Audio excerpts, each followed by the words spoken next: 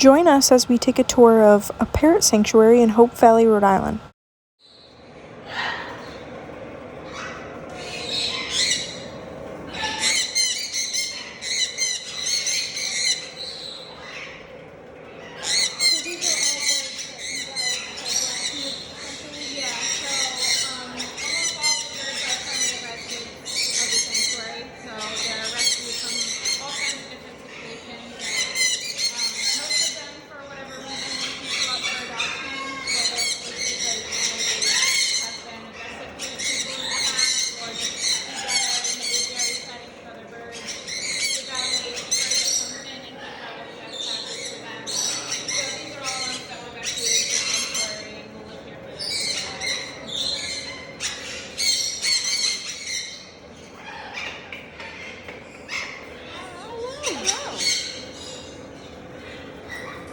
I remember you.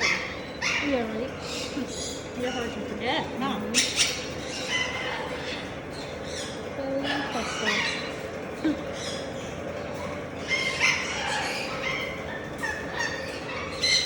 Lenore and Paul. They're not bad.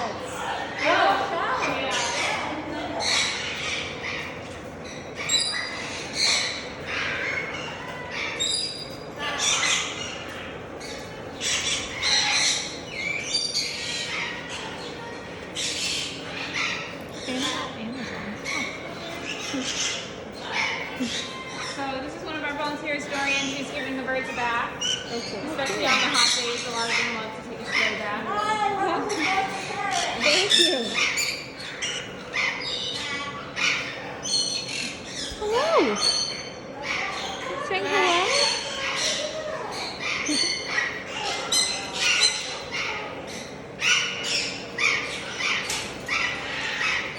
This is Peekaboo and Sunny. They're a bonded pair.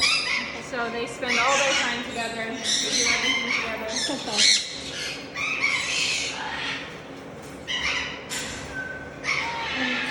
All the birds that are in aviaries like this are bonded pairs as well. The ones that have just two birds in an aviary, they typically bond with each other.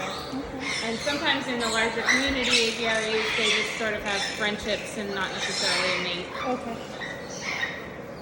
And are most of these birds just because people come and take care of them, or?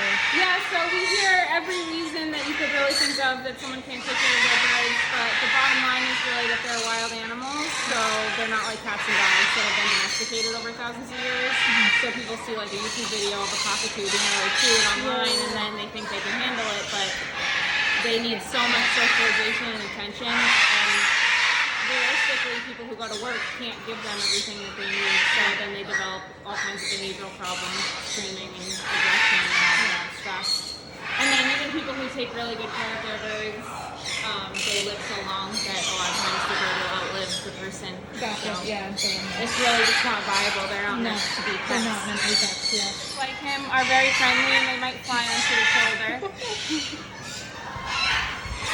He's what we call an endowment bird. He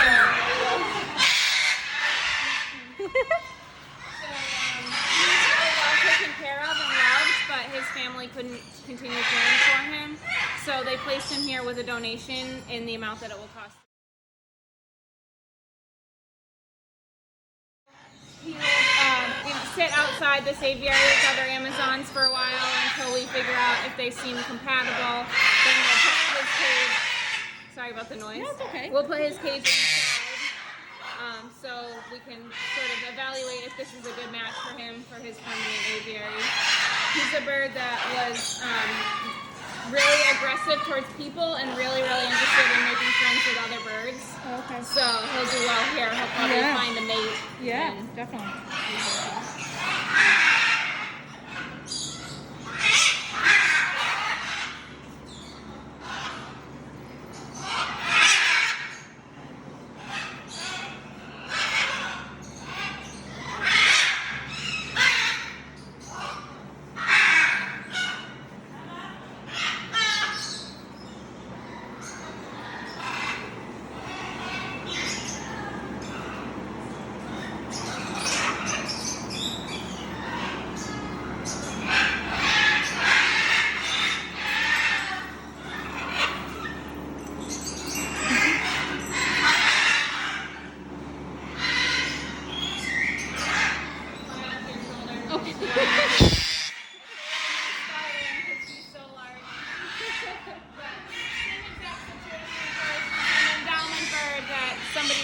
but couldn't take care of. So those are actually some of our most challenging birds because she would really be happier somewhere where she could sit on a person's shoulder all day long. So she just kind of flies around and tries to get as much human attention as she can. Now, do a lot of birds that like aren't in their natural habitat spread their feathers? Yeah, it's pretty common. Just because it's almost impossible to meet their needs, especially their social and psychological needs and security. They would be in a flock with a mate. They would never be out of earshot from their mate. So when you have them in a home where the person is gone for hours throughout the day, it's really stressful for them. And they would also be eating a natural diet and flying for 40 miles a day, and they just can't do any of that. You guys have a lot of space here now, which is great for them. Yeah, they all obviously can fly, but at the end of the day, flying 10 feet in an aviary is not the same as flying 10 miles in the wild.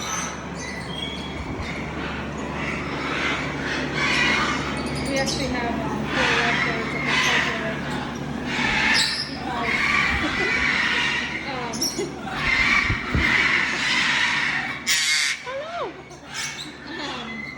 Because they let them eat. Actually, almost all of our lovebirds came from a pair of 2, and they were all inbred. Somebody was just They put the mating box on. For surprise.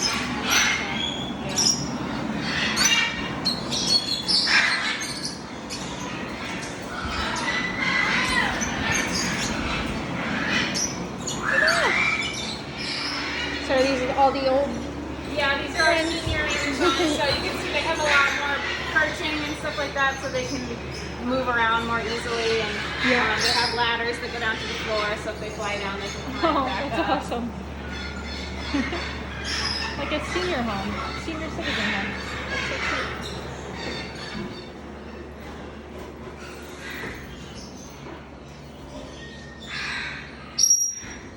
A lot of the birds in this area are more human bonded, so that's why they're in the kitchen where we spend a lot of time. Okay. So like Obi and Ozzy, these birds, those are their cages there, so they're out during the day. Yeah. This is where they're home. There's a lot of human. Do they go back interaction. into their cages willingly, or? is They'll it go kinda- in to eat, and then we usually put them in at the end of the day. Okay. Sorry, friend. Hello.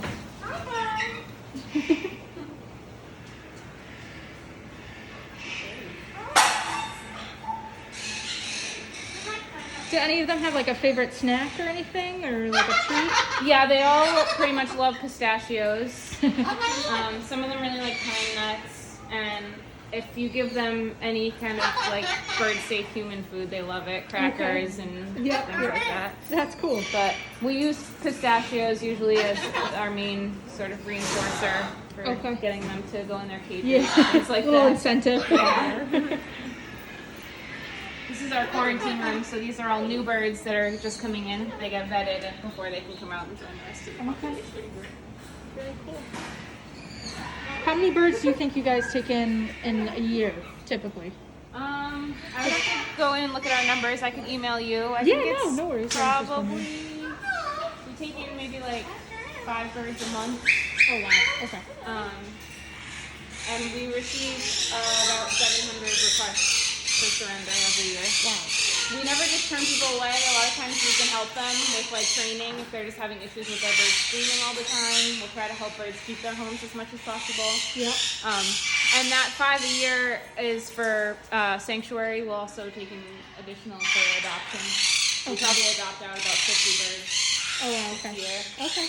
And then if we can't help a bird, then we'll refer them to one of the other rescues in the area that has space. So we'll never just say no.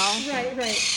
Try to keep up with as many as you can. Yeah. Do you take birds from all over the country, or is it pretty much just a local state? Usually just New England. Yeah. But if someone contacts us from elsewhere, we will like research rescues in our area and direct them to a kind of accredited organization.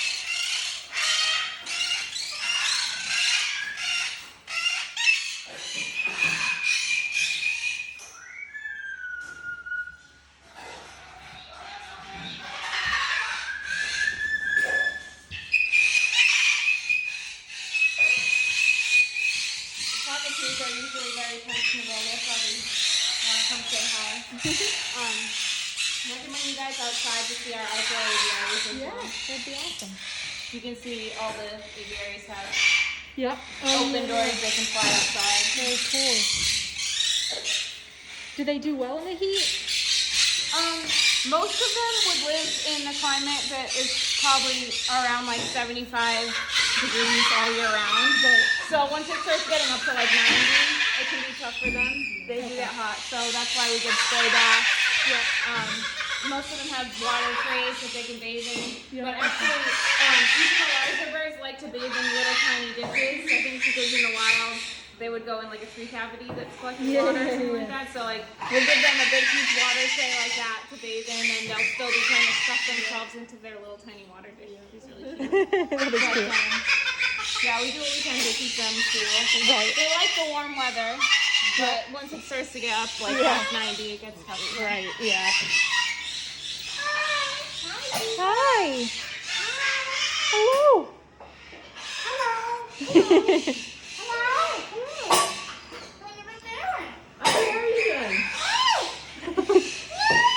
What? Hi. Yeah, he is. That's funny.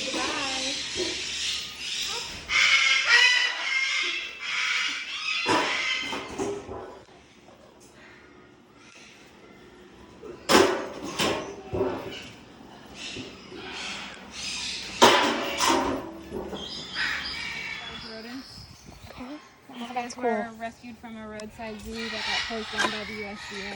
Okay.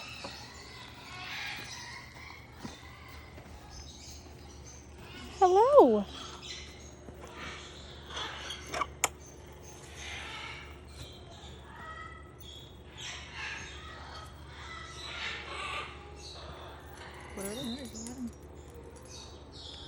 What are they called again? I'm sorry. Patagonian cavies. Oh, okay. Sometimes also called Mara. M-A-R-A.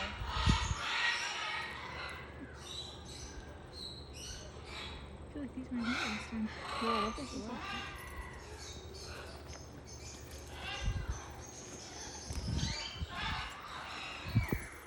How long have you been here? 3 years. So these are some of their outdoor aviaries. They can fly through. I think they're waiting to be fed, so most of them are inside. Really.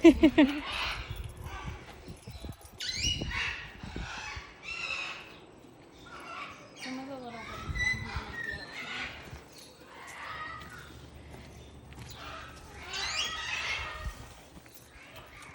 Do they get fed once a day pretty much? Yeah, they get fed once a day, and then we'll go back and usually check their waters. Okay. We check everything at the end of the day to make sure nothing got missed. But in the summertime, sometimes they'll need their waters to be refilled. Gotcha. They